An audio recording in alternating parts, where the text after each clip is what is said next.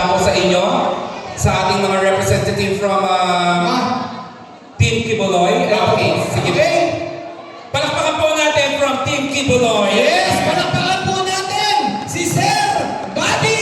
Yes, palakpak po! Ayan, katulad po na sinabi namin, no, sir, open po ang Team Albayalde for everyone. Alata mong kikilingan, alata mong pipilian. So, whoever would like to join the group na para po mag-acknowledge or magkampanya po kaya katamo, okay, tamo po ka rin. Di ba po? Palakpakan tayo naman po. Speaker na po nila ito, Senator Kibuloy, palakpakan tayo po. Magandang gabi po sa inyong lahat, taga Santo Cristo, dito sa Angeles. Unang-una, kami po ay nagpapasalamat sa Team Pastor Apollo C. Kibuloy for Senator Movement sa ating buting Mayor Oga Albayalde. At si Mayor Albayalde ay suki na po natin ito sa SMNI. Palagi po namin ini-interview po dahil sa napakaganda po ng kanyang programa. At in fact, sasabihin ko na lang sa inyo, isa din po tayo na nagtulak kay Mayor Albayalde na tumakbo ng mayor. Dahil sabi ko sa kanya, kung may Duterte sa Davao, dapat merong Albayalde sa Angeles. Dahil ngayon, wala na pong safety ang ating mga daan. At alam po ninyo yan, ang droga ay bumalik na po, mga kaibigan. Kaya kailangan mayroong kagaya ng Duterte sa Davao na dadalhin dito sa Angeles. Kaya kami po sa Team Pastor Apollo C. Kibuloy, kami po ngayon ay dumudulog sa inyong harapan, mga kaibigan. Alam po namin na meron po kayong naririnig na mga paninira sa aming mahal na pastor. In fact, ang aming mahal na pastor ngayon ay nakakulong sa BGMP ng Pasig. Hindi dahil gumawa siya ng kasamaan, gumawa siya ng anumang akusasyon na ipinarakan sa kanya.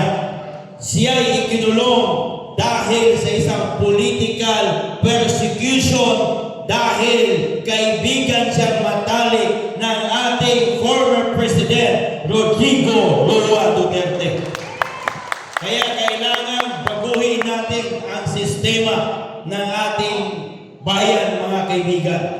At nais ko rin din ipaalam sa inyo, mga kaibigan, na si Pastor Apollo C. Kibuloy ay isa pong purong Kapampangan, taga Lubao, Pampanga po siya.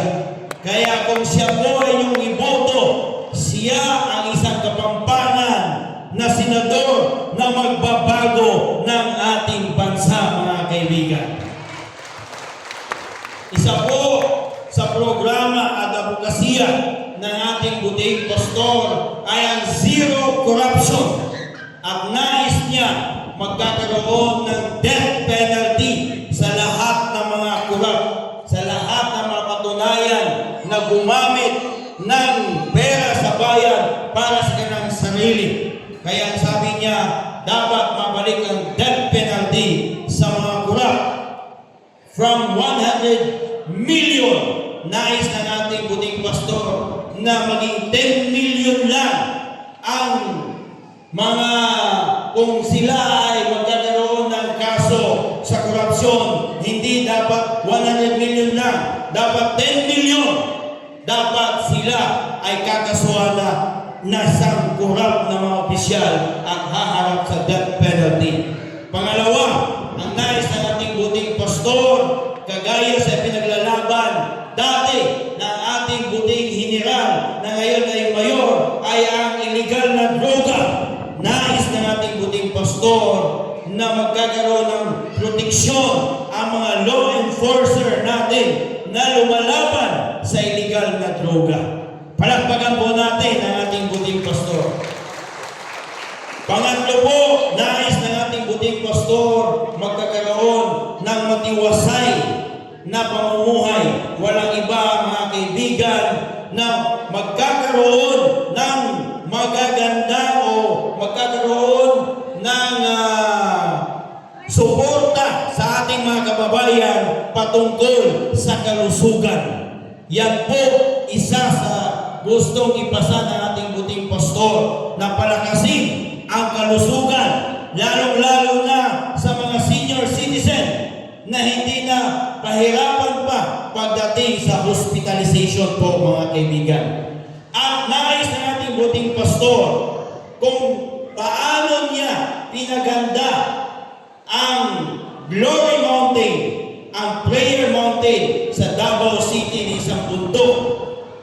Aywan ko kung nakapunta si General. Pero itong Angeles, isa sa mga tourist attraction po, mga kaibigan. Kung pinaganda ni Pastor ang isang bundok ng Davao City na ito'y dinoted at nagiging isang magandang siyudad ngayon sa Davao. Dito sa Angeles, nais niya magkakaroon din ng magandang turismo dito sa bayan ng Angeles, mga kaibigan. Kaya maraming programa ang ating buting pastor. At kung palaging manalo ang ating buting pastor bilang senador at manalo ang ating buting mayor bilang mayor, ito po ang aming ipapangako sa amin sa inyo na ipinapangako ng ating buting pastor. Ano man ang unang priority na proyekto po ng inyong mayor, susuportahan po ng ating buting senador, Senador Pastor Apollo C. Quiboloy. Kaya mga kaibigan, hindi ko na papahabain pa ang aking pagsasalita dito dahil alam ko marami pong magsasalita. Maraming salamat po sa ating buting Mayor Albayalde sa pagkakataon na pinagkaloob niyo sa amin, sa ating Vice Mayor si Amos Rivera, kaibigan din natin sa seminary, at sa ating mga councilor, Aldor Abrinica, at siguro hindi ko na lang isa-isahin yung mga councilor na nandito. Kilala nyo naman, boasted po tayo sa Team Albayalde. Ipanalo natin ang City, ipanalo din natin ang ating buting pastor, Pastor Apollo C. Quiboloy. Mabuhay po kayo, mabuhay ang City, mabuhay ang bansang Pilipinas.